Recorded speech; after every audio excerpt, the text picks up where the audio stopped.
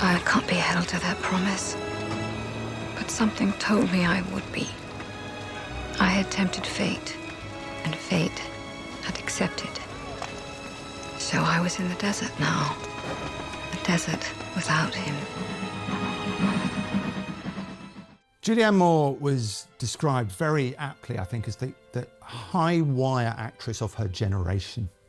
And I think that describes her well, that she loves that teetering, that kind of sense of you are out there, you know, with nothing else but your own sense of balance on a wire. That's what she explores in her roles.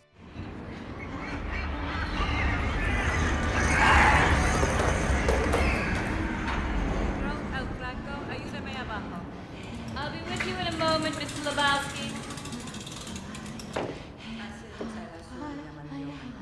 Julianne Moore is a very distinctive actress, and I think this is something to do with her maturity. She didn't start filming until she was 30, and so she had a lot of life experience. And she brings to each of her roles, so certainly the ones that she makes for independent directors, an unusual depth.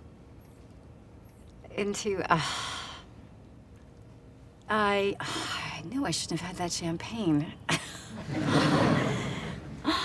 Into the word stock of a given language, we will learn crucial information about the relationship between memory and computation that is the very essence of communication.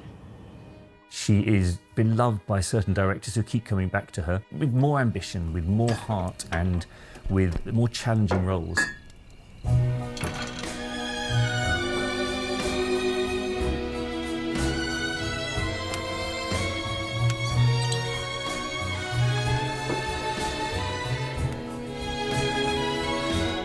Don't know why there's no sun up in the sky, stormy weather. Since my man and I ain't together, keeps raining all of the time.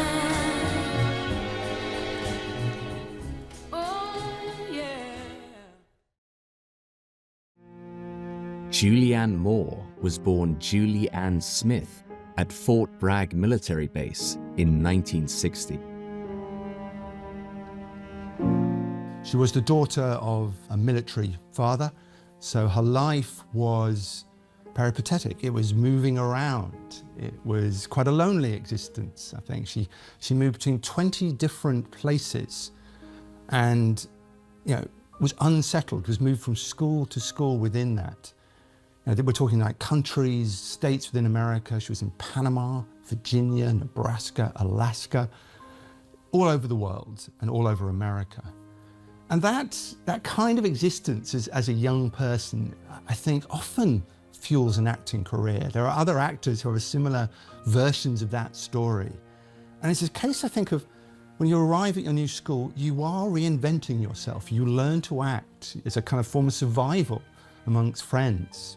Things settled down when they finally moved from Virginia to Frankfurt. And it was there, at the age of 16, that she discovered the world of Europe. This definitely had a sort of opening up of her mind and her cultural life. After becoming far more studious, she started to actually act in school plays. And one of her teachers saw her nascent talent and encouraged her towards becoming an actress. Her mother, Anna, also came from Scotland. She'd emigrated from Scotland. And you can see where the colouring, the wonderful red-headed, pale-skinned look of Julianne Moore came from. Plus, her mother was insistent that she think of herself as half British, that she have this idea of her background in Scotland and honour that with who she was. Don't just think of herself as American. And again, that mix is interesting.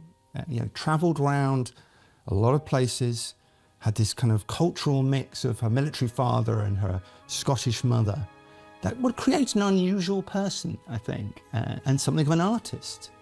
Her parents had wanted her to go to university to get a fallback, really, not just go to drama school. So she went to Boston University to study theatre. After Boston, she moved to New York and she worked as a waitress taking as many acting roles as she could, and that was where she changed her name. There was already a Julianne Smith, so she merged the Julianne into Julianne, and she took her father's middle name, Moore, Julianne Moore. She started off getting roles in daytime television. She was in a soap opera playing twins, and then she worked partly on Broadway and in smaller roles in films. Her interest in the theatre was such that she worked on a production of Uncle Vanya for 4 years, which involved really investigating the play and taking it around and performing it largely in front of friends. It was one of the first times that she actually immersed herself in not just a role, but the entire play. The French director Louis Malle would eventually bring the stage performance of Uncle Vanya to the big screen with Vanya on 42nd Street. I'm too bored. Do you know? Everyone berates my husband. Everyone berates him. Everybody pities me. Oh, the poor woman saddled with such an old man. They're so concerned for me. I mean, you must excuse me, but it's quite disgusting, don't you think so? Why can you not look with indifference on a woman who's not your own? Why? Because the doctor's right. There is in each one of you a demon of destruction that spares nothing, neither forests, birds, women, nor each other. This drew her to the attention of Roger Altman, who would cast her in Shortcuts, a breakthrough film for her. But she was also in films like The Hand That Rocked the Cradle, Body of Evidence, and quite often she was someone who would be the best friend who'd die, or she would be a doctor in The Fugitive.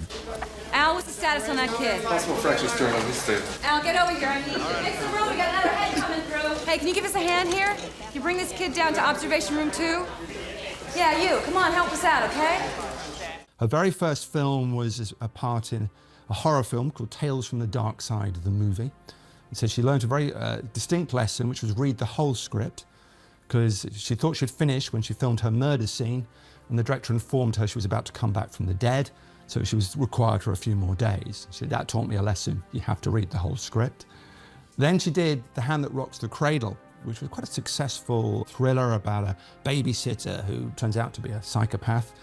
And it's a small but very significant part that Julianne Moore plays. You're the friend of the mother. And she just stands out of the film. She's really distinctive. She just jumps off the screen. That's true too of The Fugitive, the Harrison Ford thriller, where it's no more than a cameo, where he goes into a hospital and he's trying to find records, and he stops and helps a child because he's a doctor himself. And she is the doctor in the ward at the time, and she notices that he knows what to do with the child. It's a lovely little moment. And you look back and think, that's Julianne Moore, there she is. So it was kind of quite a rapid apprenticeship, if you want. She came through New York, and she started to get the roles in LA, and they were getting bigger and bigger, and she was getting noticed. And there were 2 significant films that really launched the career, with 2 very significant directors. The first was Robert Altman's Shortcuts, his multifaceted LA sort of tableau based on the Raymond Carver short stories. But he'd seen her in Uncle Vanya, and I just remember the red hair. He said, oh, this wonderful red hair. So we found out who she was. The other film was Safe with Todd Haynes. Yeah, but see, I think that with the exercise and the diet and healthy foods, I just think he's very good at certain things. Really? Oh, yeah. Have you read him, Carol? No. He's very good on certain things. Emotional maintenance, stress management. You know, Carol, you do not sweat. Oh, I hate you. I know, it's true. No, it's great. Very independent American film about a woman who contracts a kind of allergy, a sort of chemical rejection of the entire world. She has to virtually imprison herself at home. And Julianne Moore lost weight. She made herself even paler than she normally is, and really convinces of this kind of woman who's sort of shrinking before our eyes. And immediately she created a very good relationship with Todd Haynes. They sort of understood one another. I think the film is seen as sort of a parallel of AIDS, a sort of metaphor for AIDS, which at that time was sort of headline news. But in and of itself, it's a remarkable portrait of a person just being rejected by her own body. It's quite a fascinating thing about physicality. Hi. Hi. Did you forget? No, it's inside. I just, What? something happened. Come in.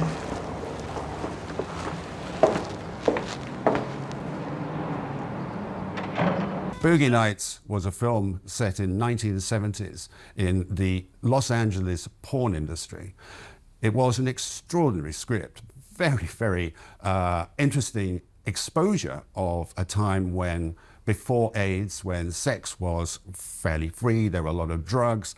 And the extraordinary thing about this, and is what attracted Julianne Moore, as she was then known, because there was in fact a Julianne Smith already on Equity Books.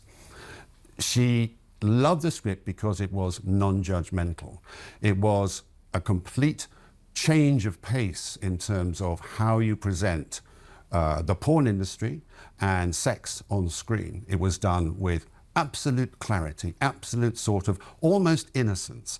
The great thing is, of course, for her, that it gave her the opportunity to star in a film opposite the likes of Burt Reynolds, who was called back almost from retirement into this, and she played his wife, who was a porn star herself, but also the kind of mother for all the actors who came on board. She was a kind of maternal figure that not only could actually sort of do the stuff on screen, but also look after everybody on the set. Boogie Nights was one of those sort of unforeseen hits that almost establish the director and the cast as major people. It was written and directed by Paul Thomas Anderson. It's only his second film. It was this portrait of the pornography industry in Los Angeles through the 1970s into the 1980s.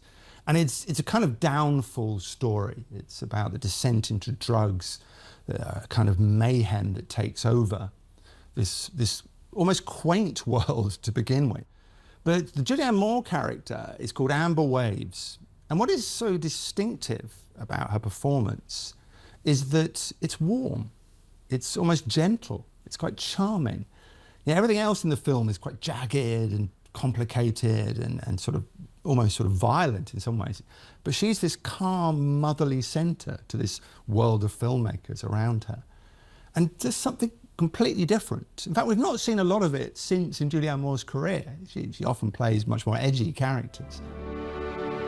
In the mid-1990s, Moore had started to appear in more commercial hits, such as 9 Months and Assassins. She would also star in the hugely anticipated follow-up to Jurassic Park, The Lost World.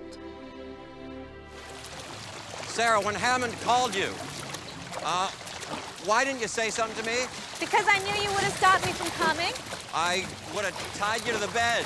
I figured out how the animals survive without lysine. I don't care. If you look at the diets of the herbivore species that are thriving, they eat mostly agama beans, soy, anything lysine rich. And the carnivores, well, they eat the herbivores. Wait. Shh. Just stay there, be quiet. I'll be right back. Sarah, no! No! Stay there.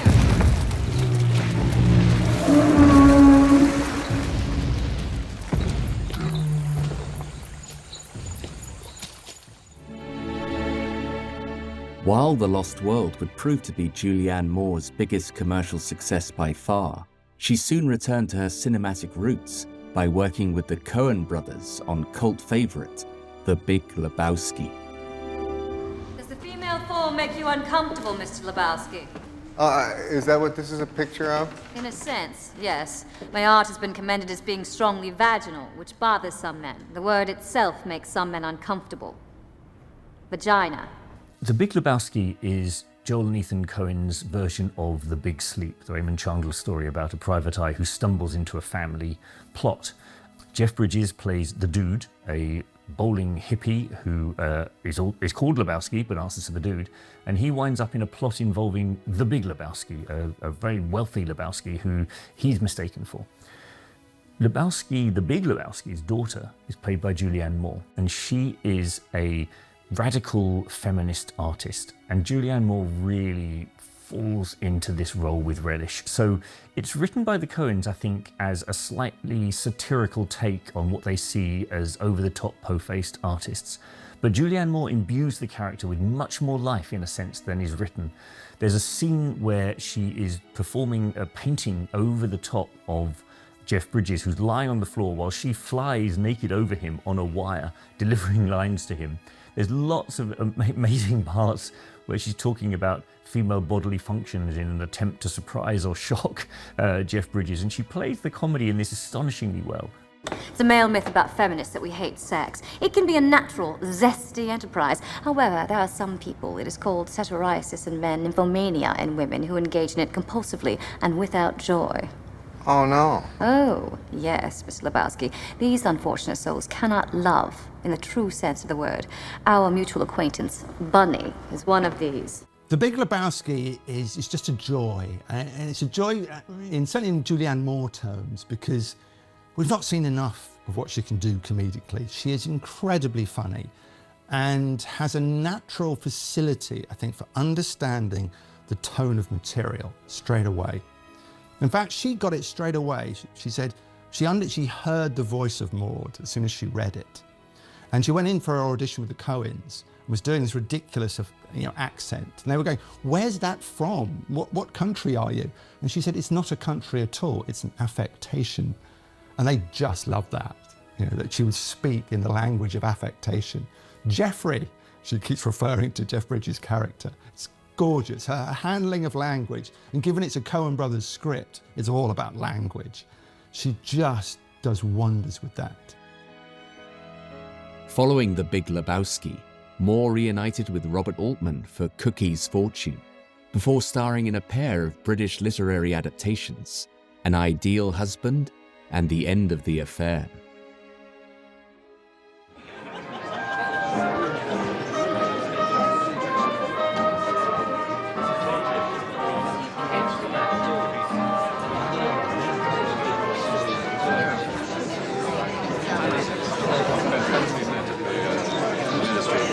Sarah, this is our neighbor, the novelist chap. What on earth is a novelist doing here? Research. On what? On your husband. I'm trying to write a character who works for the Ministry of Pensions.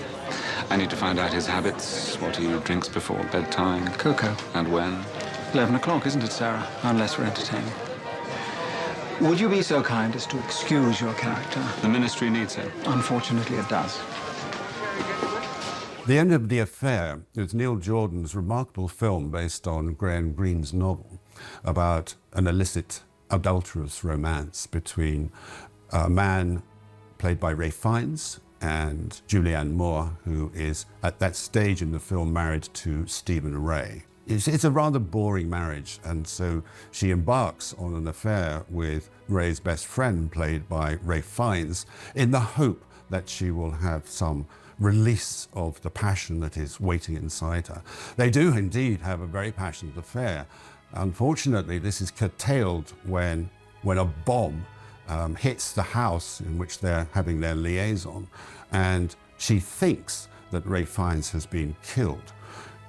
She prays to God for the first time to keep him alive, and the deal that she says is, if you keep him alive, I will stop seeing him. As it happens, Ralph Fiennes is alive, and of course he can't understand why she turns her back on him and frankly leaves him.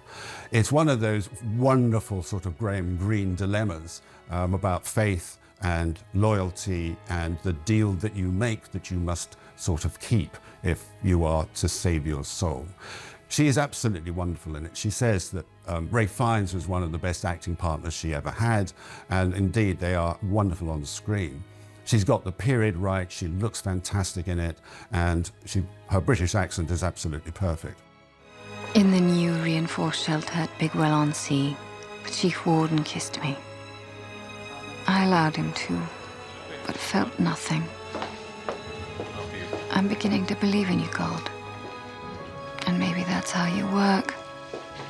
You empty me of love, then fill that emptiness. So Paul Thomas Anderson comes back to Julianne Moore. I mean, you would after what she did with Boogie Nights.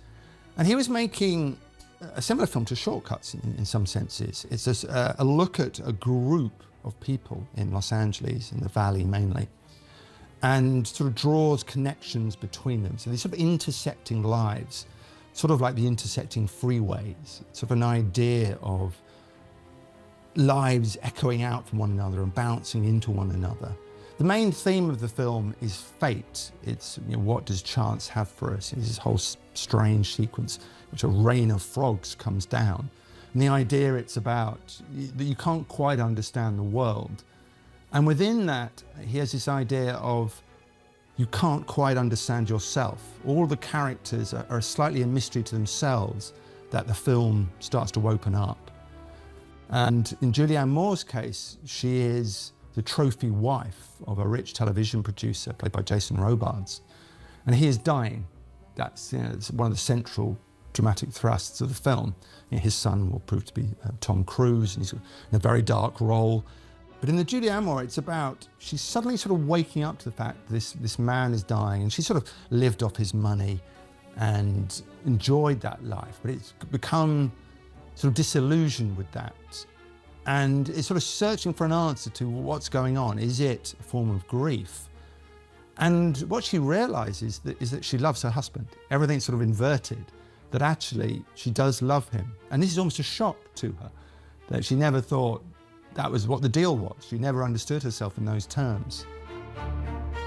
After Magnolia, Julianne Moore took on the role of Clarice Starling in Hannibal, before another collaboration with Todd Haynes on Far From Heaven. Far From Heaven was directed and written by Todd Haynes, and he wrote the role of Kathy, the heroine of the film, for Julianne Moore.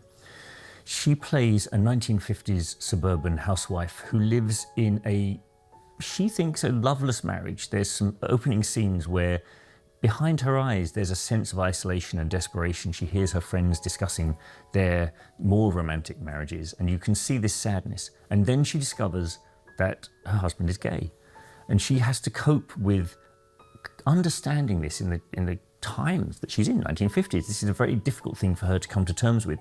She feels alone, lost, unloved, unlovable, until she starts to notice the black gardener, who is a warm, emotional, open human being. She falls desperately in love with him. But the nature of their relationship, white woman, black man, does not play in that town. It starts to destroy her life. And this is really a story of a woman who cannot get the love that she desperately needs. She's constantly reaching out for love from her husband, from her son, from her gardener lover, and nothing ever quite works. She is despairing, and Julianne Moore plays this despair beautifully. It's a heartbreaking performance, but it's delivered in a very brittle way. It's not heartbreaking in terms of bawling all out there. We can see what she's feeling. Everything, all the heartbreak is behind the eyes. It's all very, very subtly played. And I think the more tragic for that. Moore would continue in the vein of a troubled housewife following Far From Heaven with The Hours.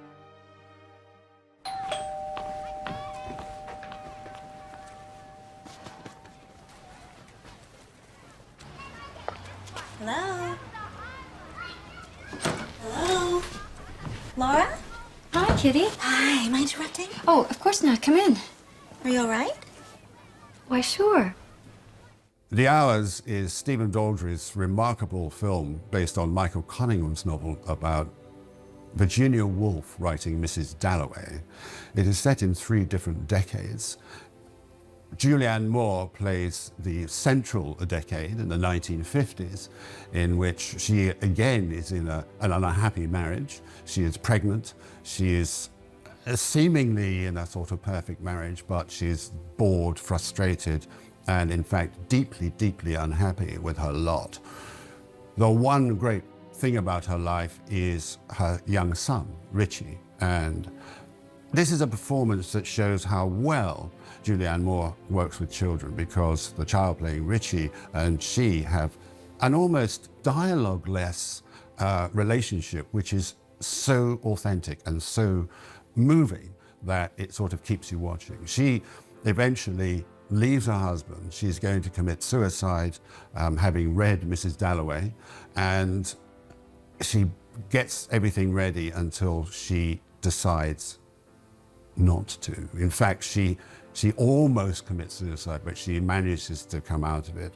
And it's another of those portraits, and this one is really heartbreaking. It gives her the opportunity not only to play another role of someone who is at the end of their tether, but also to play her much older, because some decades later she returns to actually explain the story of what happened to her.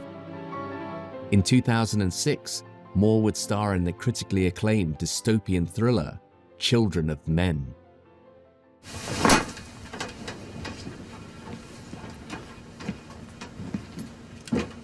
Hello, Theo. It's me, Theo. It's Julian. Children of Men is directed by Alfonso Cuarón, and it is a dystopian vision of the United Kingdom at some point in the future when the human race has lost fertility and there hasn't been a child born for 30-odd years. Clive Owen plays this rumpled, entirely inactive, clumsy, hopeless hero of a civil servant who is really just waiting to die, in a sense. Julianne Moore comes into his life. His ex-wife, they split up when their child died in the flu epidemic of 2008, and she basically plucks him out of his grey existence and reveals that she has kept her ideals. She is the resistance leader who is trying to rescue refugees and get them to safety. And they have come across a woman who is pregnant. And this is phenomenal. No one has been pregnant or given birth for such a long time. Now, there's a lovely set of sequences between her and Clive Owen where there is some affection there, but at the same time she can't really look at him because he reminds her of their dead child. But she has this cocky, heroic control. She is the action of the film. She is the half of him that moves things on. He could just slouch about through the whole of this movie doing almost nothing if it wasn't for her picking up at key moments and saying, no, look, come on, let's get this film moving in a way.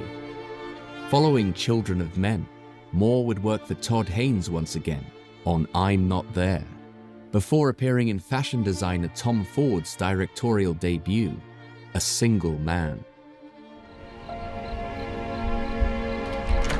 I'm so happy to see you.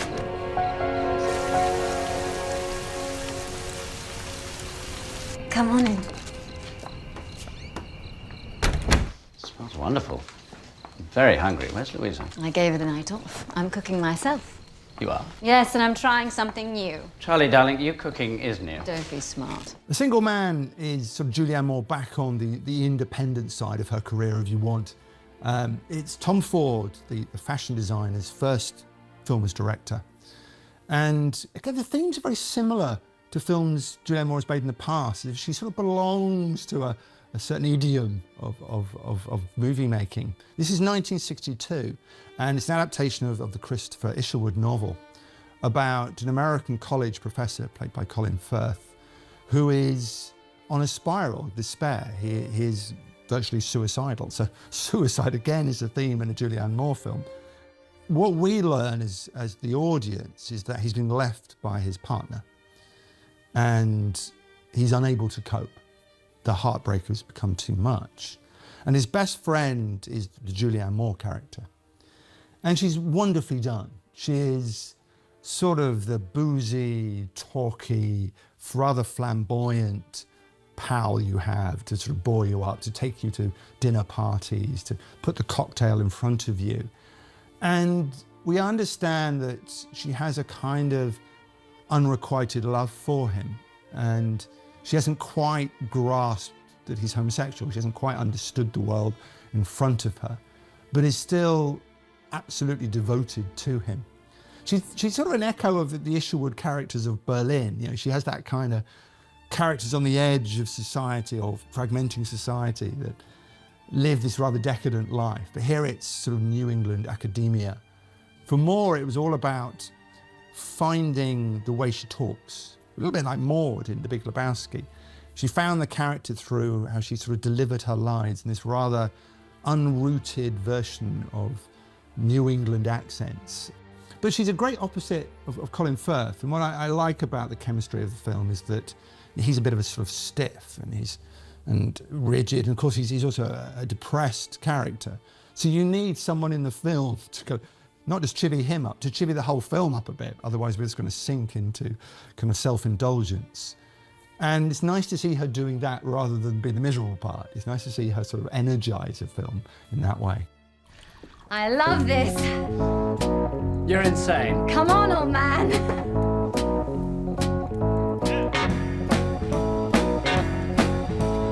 In 2010, Julianne Moore starred in The Kids Are All Right. Hey, what's up? Hey, Laser. No phone calls to the table, right? Dude, I shaved my dog. Are you still feeling it? Hey, let me hit you back. For sure. Who's that? I was nobody. Just Clay. Can I ask you something? What do you get from your relationship with Clay? What do you mean get? Well, we just feel like he's a little untended. Do you think he's the kind of person who's going to help you grow? The Kids Are All Right stars Annette Bening, Julianne Moore and Mark Ruffalo, and it's the story of a lesbian couple who have had children through a sperm donor. Their son decides to find out who the father is. Mark Ruffalo plays the donor who comes into Annette Bening and Julianne Moore's life and throws everything up in the air. And the key moment is when Julianne Moore, who's been a stay-at-home parent, decides that she's going to go back out into the world, and she decides she's going to try her hand at landscape gardening. And there's this great sequence where she's trying to get back into landscape gardening. She's fairly inept. It's a very light comedy about her drifting between, she's constantly jumping between thoughts. She can't really hold a coherent set of sentences together. And we're all watching her with this slightly alarmed look, the way that Mark Ruffalo channels particularly well, where they never quite know what she's going to say next or how she's going to say it. So she's got a particular charm to her, which then leads to a romance between Mark Ruffalo and Julianne Moore, which threatens briefly to tear the family apart. No, I don't want it. Take no. it for, no. for the kid. No, I don't want it. Come on. No, God, you are such a pusher.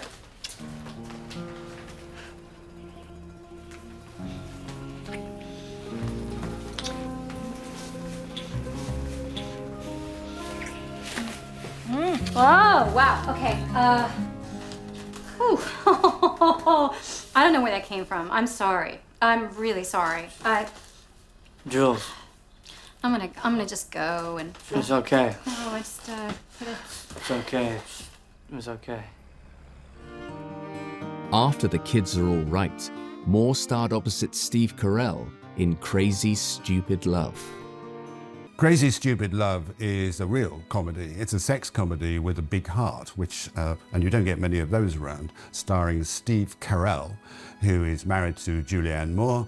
And at the very beginning of the film, they're sitting around having a conventional dinner. Everything is perfect. And he asks her what she wants for dessert, and she says, a divorce. This completely smashes his world. He has no understanding at all of what's been going on.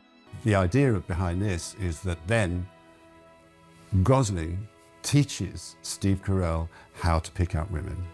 Julianne Moore in this film is actually one of the sour notes in a film that is peppered with people who are very funny. She's the one, though, that triggers the action. So she sort of moves into that arena and then moves out again and then comes back when she suddenly decides and sees that the change in her husband, and he's become sort of rather more attractive than he was. He's become more confident as a result of his makeover by Ryan Gosling. It has a big, generous heart, and even the character played by Julianne Moore, who is actually probably the least sympathetic, finally comes good, and you really warm to her too. After Crazy Stupid Love, Moore would return to her usual wide variety of films, from the action thriller Non-Stop to David Cronenberg's Maps to the Stars, and a remake of Stephen King's Carrie.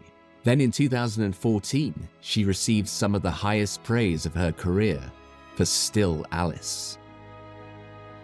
Oh, thank you. Yeah, I'm done. It would have been awesome if you saw No Exit. Daddy said you were really good. It was all right. It wasn't my best night, but at least he could get, like a sense of it. Figure out why he's doing,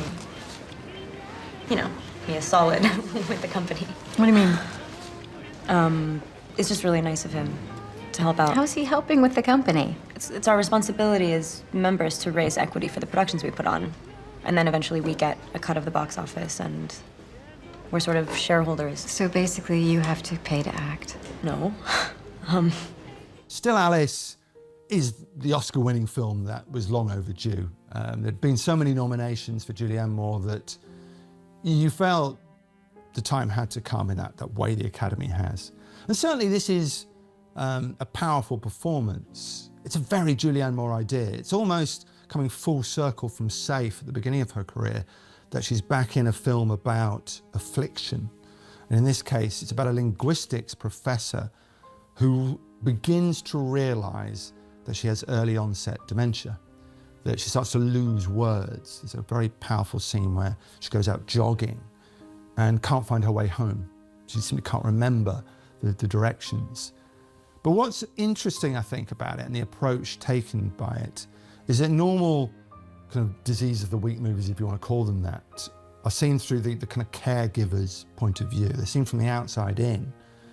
This time, the idea is that we go on a journey with the victim, with the person with the disease, and we start to understand what's going on in her head. And you know, it's an incredible acting idea that what you're doing through the passage of the film is you are shedding an identity, you're shedding a character, you're becoming less of a character as the film goes on. But what Julianne Moore kind of wanted to hold on to with Still Alice is the very title. She wanted to maintain the idea that the person was still there, and that's the important thing to get across.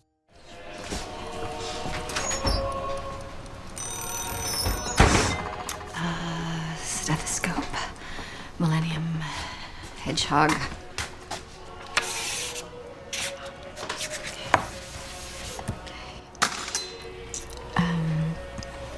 Cathode.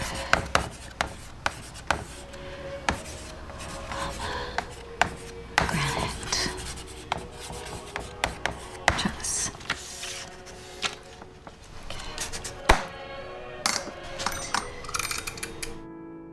In her later career, Julianne Moore has starred in the blockbuster franchise The Hunger Games, whilst continuing to work extensively in independent film, including further features with Todd Haynes, Wonderstruck, and May December.